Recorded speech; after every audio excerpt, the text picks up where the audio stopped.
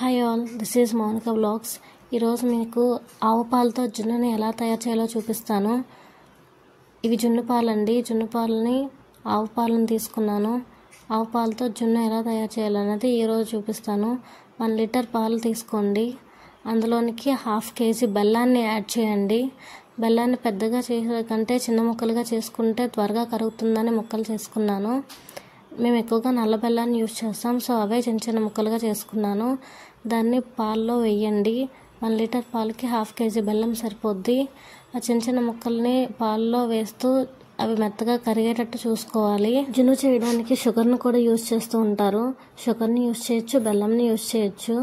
బెల్లంని use చేస్తే taste ఇంకొంచెం better అవుతుందని మేము ఎక్కువగా నల్ల బెల్లాన్ని యూజ్ చేస్తూ ఉంటాం. దాన్ని ముక్కలుగా వేసాక బాగా కరిగించుకోండి.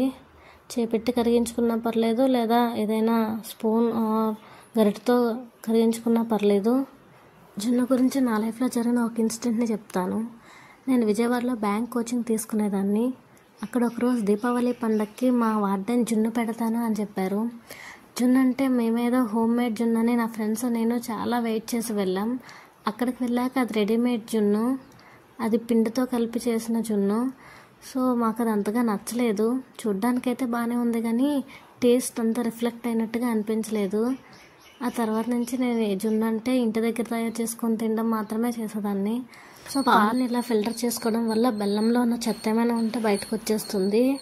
అలాగే దానిలో స్మెల్ కోసం నేను ముందుగానే పంచదారని, యాలకుల పొడిని మిక్సీ పెట్టుకొని ఉంచుకున్నాను.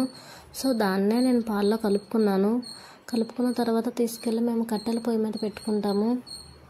మా అమ్మ ఎక్కువగా కట్టెల పొయ్యి మీద చేస్తూ ఉంటారు కాబట్టి అదే విధంగా చేస్తున్నాము. కుక్కర్లో కూడా పెట్టుకొని చేసుకోవచ్చు, టేస్ట్ అలానే ఉంటుంది.